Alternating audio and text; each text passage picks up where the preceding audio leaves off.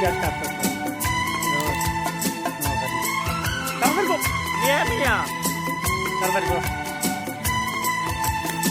এটা মানিকচরপুর খালি কবি বিশ্বাস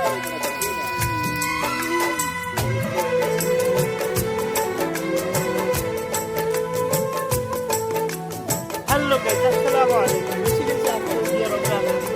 দৃশ্য দেখাবো বলে এখন আমাদের মাঝে কিছু কথা বলবেন ইয়াসিন ইঞ্জিনিয়ার। পেঁয়াজ খাইলে নাই